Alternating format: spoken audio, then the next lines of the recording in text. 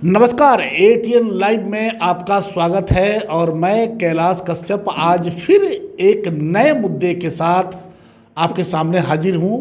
और आज हमारे साथ जो मेहमान हैं वो भी हमारे स्टूडियो में पहली बार यहां मौजूद हैं। हम उनका परिचय आपसे करवाएंगे, लेकिन आप उसके पहले हम आपको ये बताना चाहेंगे कि आज का जो मुद्दा है वो सबसे बड़ा आज सुबह से सुर्खियां बना हुआ है कि भारत सरकार ने 59 जो चाइनीज ऐप हैं उस पर प्रतिबंध लगा दिया। ये बड़ी अच्छी बात है, पूरे भारतवासियों के लिए बड़ी अच्छी बात है कि हमने चाइना का प्रतिरोध किया। लेकिन सवाल उठता है कि क्या चाइनीज ऐप पर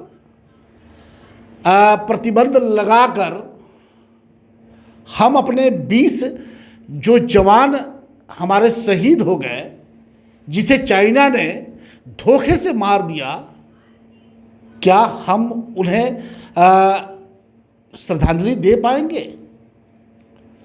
हमें लगता है कि ये काफ़ी नहीं है और ये बिल्कुल एक तरह से ऐसा लग रहा है कि इसके पीछे भी राजनीति है।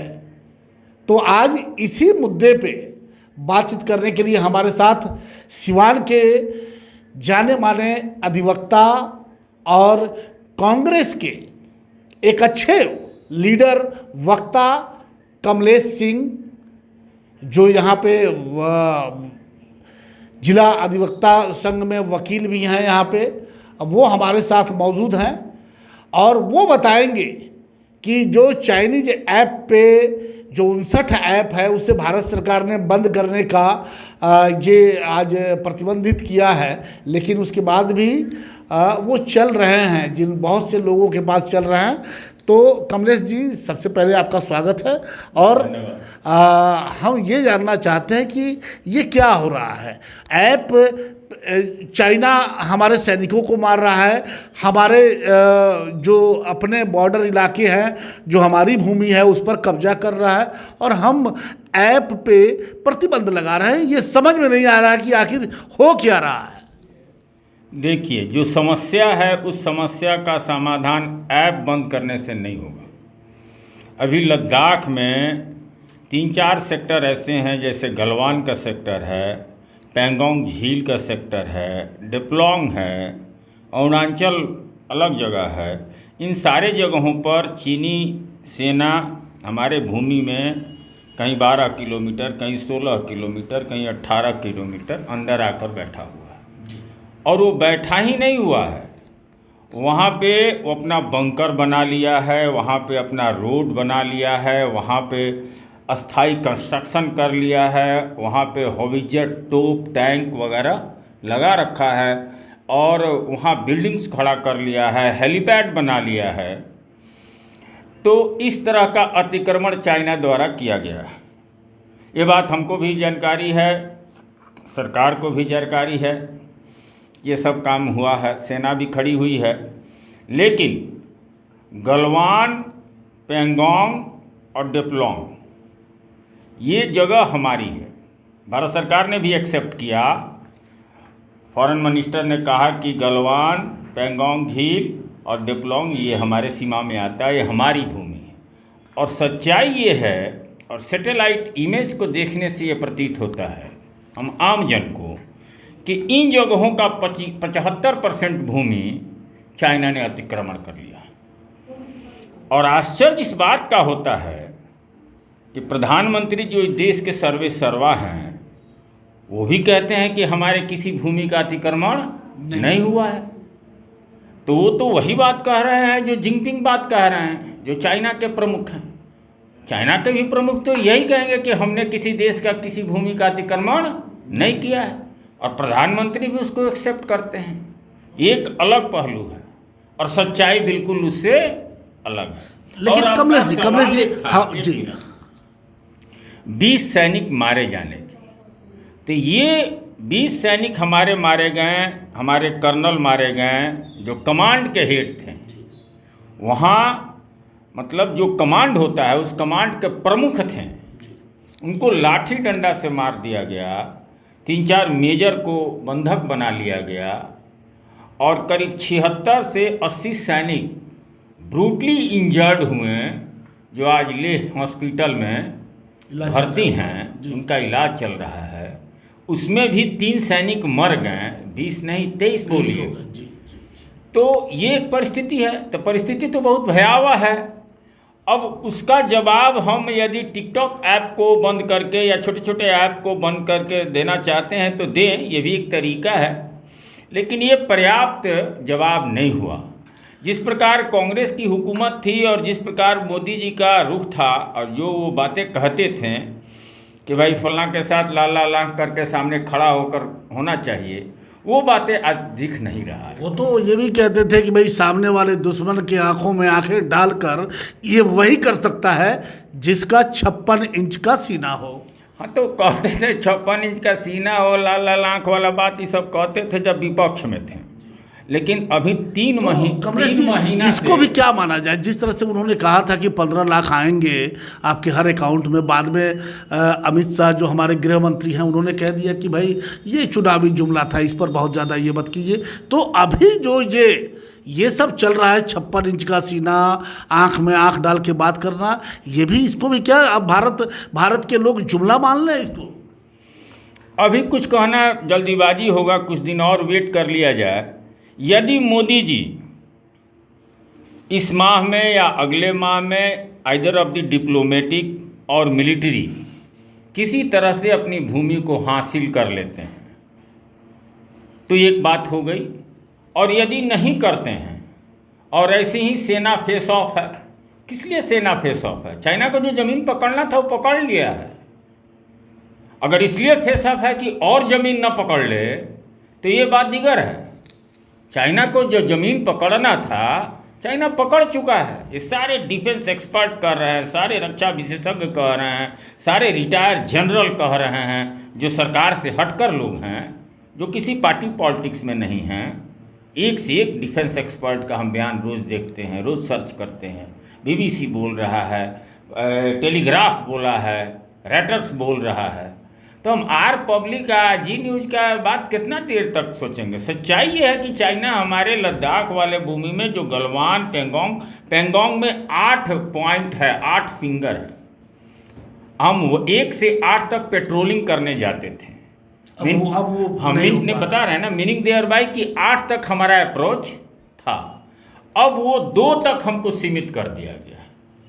2 से आगे अब 3, 4, 5, 6, 7, 8 में नहीं जा सकते हैं। 3 पर आकर उसकी सेना खड़ी हो गई और बचे हुए रेस्ट जमीन, पीछे वाले सारे जमीन में वो काम अपना कर रहे हैं। किसी को तो इंक्रोचमेंट कहते हैं ना। 100% नहीं किए, 80% कर लिए। तो इसका जवाब कमलेश जी, तो आखिर हम फिर उसी मुद्दे पे आ जाते हैं। ये तो चलिए बहुत बड़ी बात हो गई, और ये बड़े बड़े लेवल पे, चूँकि बहुत सारे चैनल, हमने ये भी देखा है कि लद्दाख के कई लोग, सोशल मीडिया का ज़माना है, वहाँ के लोगों ने ये बता रहे हैं कि भाई जो मीडिया के लोग आकर और ये कहते हैं कि भाई ये ग्राउंड जीरो की रिपोर्टिंग हम कर रहे हैं, लेकिन सच्चाई ये है कि यहाँ से 300 किलोमीटर दूर अभी वो जगह है जहाँ चाइना खड़ा है और वहाँ हमारे सैनिक उससे लोहा ले रहे हैं। और ये सच्चाई है वो ग्राउंड जीरो रिपोर्टिंग की। हम उस पर भी बात नहीं करेंगे, लेकिन हम बात जिस चीज़ पे, मुद्दे पे करने के लिए बैठे हुए हैं कि आखिर भारत सरकार क्या उस कड़वी सच्चाई को, सच्चाई नहीं, वो कड़वी सच्चाई को नहीं जानती है कि जो चाइना के सामान, जिसका बहिष्कार करने के लिए हम बातें कर रहे हैं, ये टिकटॉक ऐप करके एक तमाशा आपने बना दिया कि इस पर प्रतिबंध लगा दिया। अब उन सारे वस्तुओं पे क्या होगा? मेडिकल सेक्टर में लगभग 80% चाइना का सामान है, तब जाके हमें जीवन रक्षक दवाएं मिल पाती हैं। साइकिल उद्योग में 60% का, ये सारा डाटा है। आपको जब आप गूगल पे जाएंगे तो ये सब वहाँ पे मौजूद है, ये हम नहीं बता रहे हैं, ये डाटा है। खिलौना के क्षेत्र में 90%, भारत में जितने खिलौने बिकते हैं उसमें 90% चाइना की भागीदारी है। कंप्यूटर सेक्टर में 80% चाइना की भागीदारी है। प्रधानमंत्री के से लेकर के जितने उनके कैबिनेट के मंत्री हैं, उनके हाथों में जो मोबाइल है उसमें 90% चाइना की भागीदारी है। फिर किसको किसको आप बैन कीजिएगा और कहाँ कहाँ कीजिएगा? पटेल जी की जो मूर्ति लगी वो भी चाइना से बनकर आया था। जी, ये बहुत बड़ी बात आपने कही है कि पटेल जी की, देखिए ये जब आप विपक्ष के अच्छे लीडर के साथ बैठते हैं तो ये सब बातें खुल के आती हैं। बहुत से लोग नहीं जानते हैं कि पटेल जी की मूर्ति जो अहमदाबाद में बनी है 360 फुट की ऊंची मूर्ति, बड़ी विशाल मूर्ति है। पटेल जी उस समय के हमारे देश के गृह मंत्री हुआ करते थे, लौह पुरुष हुआ करते थे और उनकी मूर्ति बनी है। बड़ी अच्छी बात है। लोगों को लगा कि हम लोग भी अमेरिका की तरह जो लिबर्टी उनका खड़ा है उसका जवाब हम दे सकते हैं। लेकिन शर्म आ जाती है कि उसमें जो सामान लगा, जो लोहा लगा, वो तो चाइना का है, बनाने वाला भी चाइना का है। तो अब इसकी सच्चाई जरा आप अपने मुख से बता दें। वो जो मूर्ति बनी है, चाहे जितना का 3000 करोड़ का प्रोजेक्ट हो, बहुत लोग तो उसका कहता है कि 3000 करोड़ का प्रोजेक्ट है लेकिन बना कम ही में था, लेकिन उस पर हम नहीं जाना चाहते हैं। वो पूर्णतः चाइना, मेड इन चाइना है, इसमें कहीं दो राय नहीं है। ये बात सरकार भी जानती है और उस मूर्ति में धीरे धीरे खामी भी आने लगा, हाँ आने लगा है। इस बात से भी सरकार वाकिफ और आगाह है। ये देखिए, मुख्य मुद्दा है चीन और चीन की हरकत। तो आपको चीन को यदि जवाब देना है तो आपको सामरिक रूप से चीन के बराबर खुद को मजबूत करना होगा। आपको उसको दुश्मन नंबर 1 मानना होगा। बिल्कुल बिल्कुल। आप पाकिस्तान से कंपटीशन कीजिएगा और पाकिस्तान के दुश्मन नंबर 1 मानिएगा और चीन से लड़ने की बात सोचिएगा, ये मुश्किल बात है। तो हमें जो आपका कहने का मतलब ये कि हमारी जो सामरिक तैयारी है वो चाइना को सामने रख के करनी होगी। बिल्कुल, बिल्कुल। पाकिस्तान को नहीं, चाइना को सामने रखकर चाइना को आर्थिक रूप से, सामरिक रूप से आप compete कीजिए और उसी में सारे समस्याओं का निदान है। यदि हम कोई बड़ी लकीर खींच देते हैं या बड़ी लकीर के बराबर की लकीर खींच देते हैं तो छोटी लकीर आप खुद में विलुप्त हो जाएंगी, खत्म हो जाती है। हम छोटे बातों से तुलना करते हैं कि पाकिस्तान, इमरान खान ऐसे हो गए तो भिखमंगा पाकिस्तान, तो कंगाल पाकिस्तान, तो फलाना, तो ढिमकाना। तो वैसी परिस्थिति में आप चाइना को कम्पीट नहीं कर पाइएगा। चाइना को कम्पीट करने के लिए आपको उद्यमी बनना पड़ेगा और चाइना के सामरिक और आर्थिक जो शक्ति है उसको कम्पीट करना पड़ेगा। आज कई लोग, कमलेश जी, कई लोग ये कहते हैं कि आज जिस तरह से चाइना ठीक है हमारे सामने आके खड़ा हुआ है, लेकिन सरकार की जो गतिविधियां सामने आ रही हैं, ऐप बंद कर दो, चाइनीज सामान का वो दिखावा है कि बहिष्कार करो, और देश के जो हालात हैं, चाहे वो कोरोना को लेकर के हो या फिर जो देश में अभी महंगाई चरम सीमा पे है, पेट्रोलियम के दाम रिकॉर्डेड जो आज तक नहीं हुआ था वो हो गया, डीजल आगे चला गया पेट्रोल से, ये कभी नहीं हुआ था, ये आज तक नहीं हुआ था और ये सब हो गया।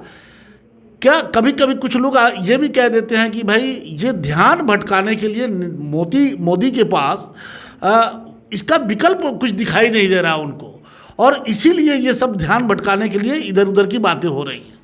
ना, इस तरह की बात नहीं है। चाइना अभी एग्रेसिव हो चुका है वहाँ।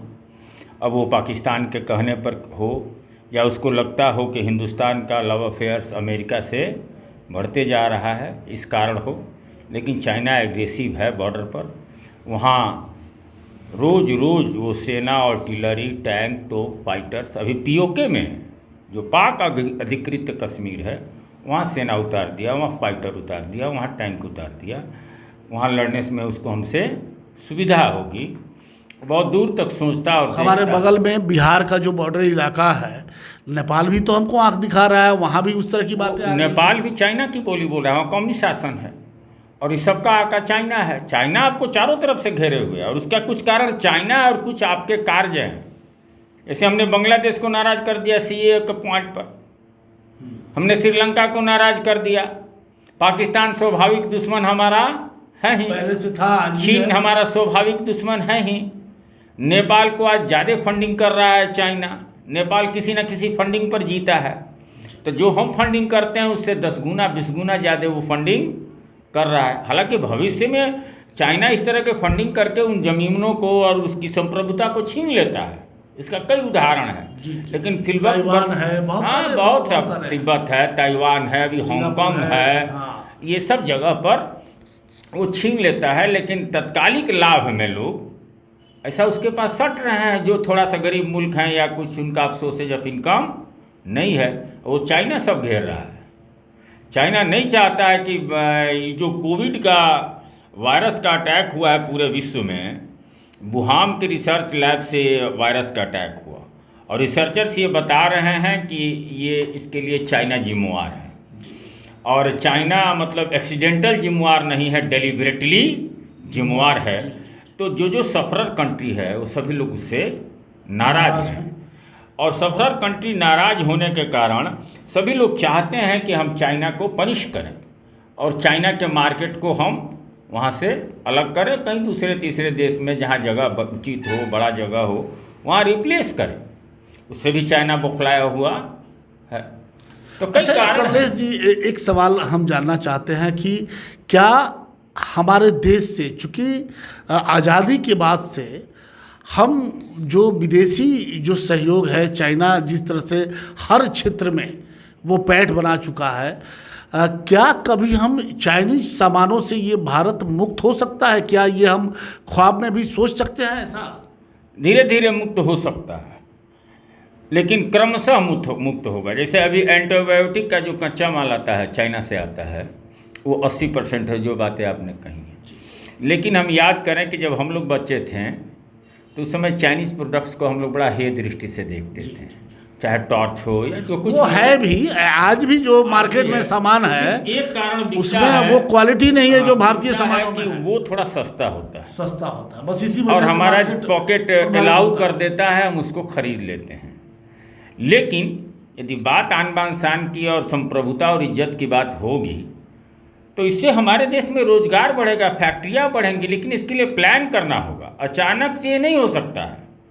आप किसी देश पर 80% डिपेंड ऑन हों और वो अपने जीडीपी का 3% आपसे कारोबार करता है, वो कह रहा है कि भारत से हमारा बिजनेस खत्म हो जाएगा तो क्या हो जाएगा, हम 3%, उसको अपने प्रोडक्शन पर इतना गुमान है कि हम किसी देश में बेच लेंगे। हमारे प्रोडक्शन को तो 19% अमेरिका खरीदता है, तो भारत तो 3% खरीदता है। अमेरिका है ना भाई एक डेवलप कंट्री, तो उसके यहाँ उसका 19% कारोबार होता है, हमारे यहाँ तो 3% कारोबार होता है। उसका एक ही तरीका है, लॉन्ग रन झूठ सच न बोलकर आत्मचेतना, मतलब अपने आत्मचिंतन करके हम चाइना को सामने रख कर जैसे अपनी तैयारी करें, 2 साल 4 साल उस लायक बनाए, आर्थिक और सामरिक रूप से, दोनों रूप से। सिर्फ सामरिक रूप से भी नहीं कि उसको 5000 टैंक है तो हम भी 5000 खरीद लिए, नहीं ना, उससे कहाँ से? उसका 12 ट्रिलियन का अगर जीडीपी है, उसका 12 ट्रिलियन का इकोनॉमी है, तो हमको भी 12 ट्रिलियन का इकोनॉमी होना चाहिए। तो उसके लिए तो प्रयास करना होगा, और प्रयास हमारे राजनेता जो हैं, एक तो बड़ा विडंबना है कि चुनाव के समय में सब कुछ याद आता है, फैक्ट्रियाँ लगती हैं, उनके मैप तैयार होते हैं, जो उद्यमी हैं उनको कई तरह के प्रलोभन भी दिए जाते हैं। ये सब जब होता है चुनाव के समय होता है, चुनाव बीत गया, बातें खत्म हो गई, उसके बाद कोई चर्चा नहीं होती है। मोदी जी का जो ये शासनकाल है जो दूसरा है, इसमें इनोनिमस जीत कर वो आए थे, उनको बहुत बड़ा समर्थन मिला था, वो अच्छा निर्णय कर सकते थे।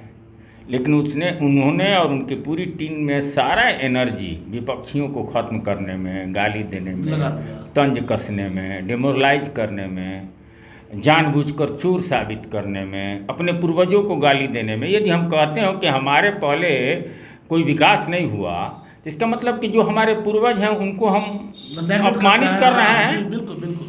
तो अपने प्रेडेसर्स को गाली देने में सारा समय निकाल दिया, और उससे एक बड़ा तबका आज देश में ऐसा भी पैदा हो गया है कि वो, मतलब हम उसको दूसरे शब्द में कहें तो देश से घृणा तो नहीं करता है, लेकिन उनके प्रति मन में नफरत की मतलब ये किरण ज़्यादा जग गई है।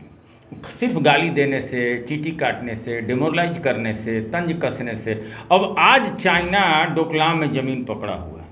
हम ये उदाहरण दें कि 62 में तो हम बहुत पीटे थे, आज तो कम में पीटे हैं, तो ये तो कोई सार्थक जवाब नहीं ना हुआ। एक चीज़, एक नई परंपरा इधर से शुरुआत हो गई है कि जब हम किसी नेता से बात करते हैं कि नेताजी आपके शासन में ये हो गया, तो ये जवाब क्या देते हैं कि भाई हमारे शासन में क्या हुआ, आप जरा 10 साल पीछे देखिए, उस समय इससे भी ज़्यादा हुआ था।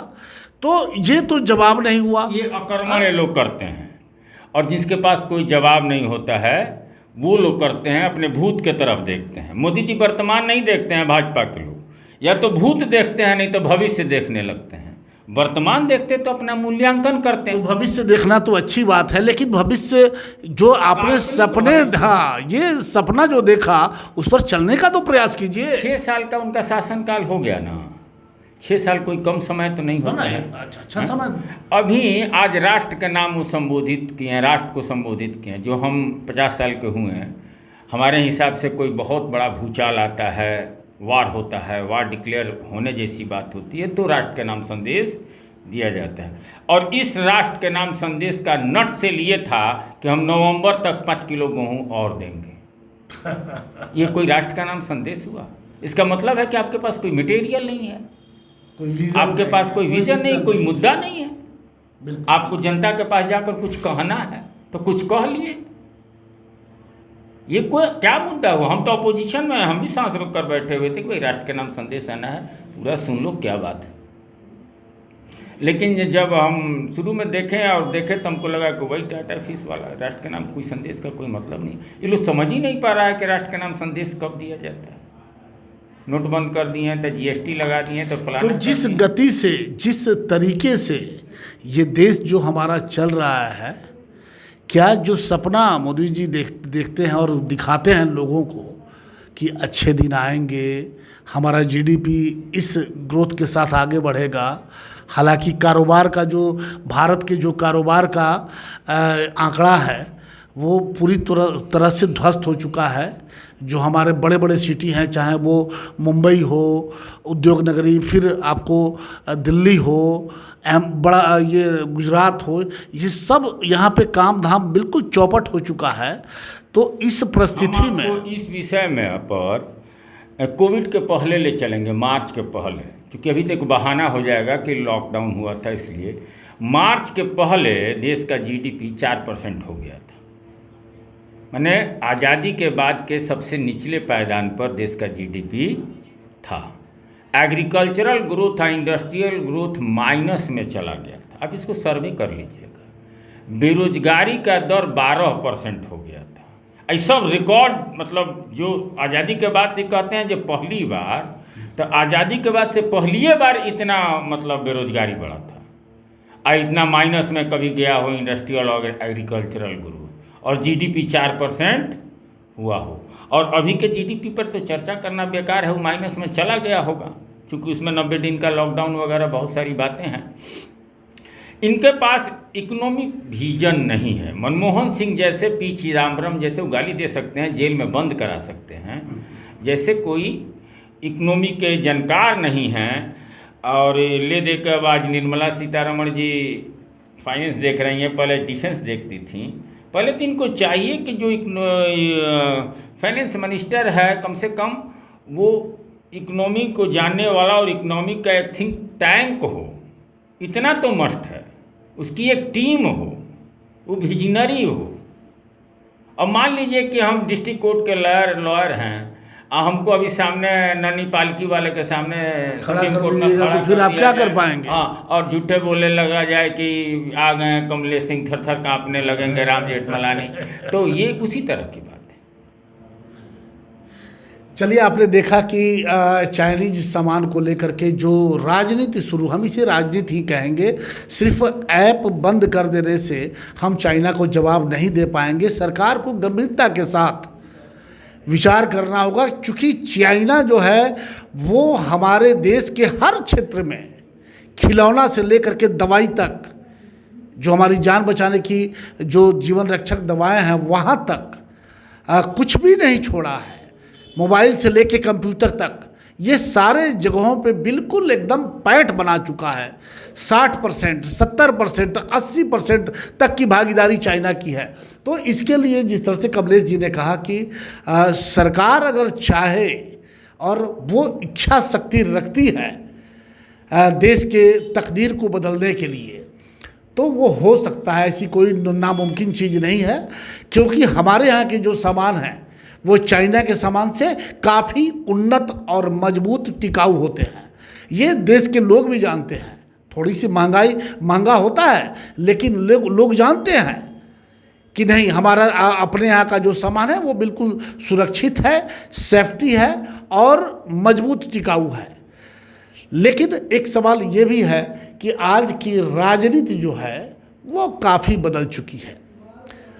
हमें याद है कि भारत की राजनीति में जब सरकार इंदिरा गांधी की हुआ करती थी और विपक्ष के नेता अटल बिहारी वाजपेयी जी हुआ करते थे, और जब उस समय हम लोगों ने पढ़ा है कि इंदिरा जी को काफ़ी सदमा लगा था कि वाजपेयी जैसे लीडर वो चुनाव हार गए, और उन्हें इंदिरा जी ने राज्यसभा के माध्यम से शायद उन्हें राज्यसभा के माध्यम से सदन में लाया गया, क्योंकि एक विपक्ष का भी मजबूत रोल होता है। अगर विपक्ष मजबूत नहीं होता तो सरकार भी बेलगाम हो जाती है, सरकार भी अपना रास्ता भटक जाती है। तो आज ज़रूरत है सिर्फ नुक्ताचीनी और किसी का, ये आपको किसी की उसको बेवजह आप उसे बदनाम करने की बात नहीं कर सकते हैं। अगर विपक्ष है तो उसे मजबूती के साथ कदम से कदम मिला करके लेके चलना होगा, और तब जा करके हमारा जो देश है वो अपनी गरिमा को हासिल कर पाएगा। अन्यथा ये टिकटॉक और ऐप बंद कर देने से हम चाइना को जवाब नहीं दे सकते। ये बिल्कुल ये अटल सत्य है। कैमरामैन आशीष के साथ कैलाश कश्यप, ATN लाइव सिवान।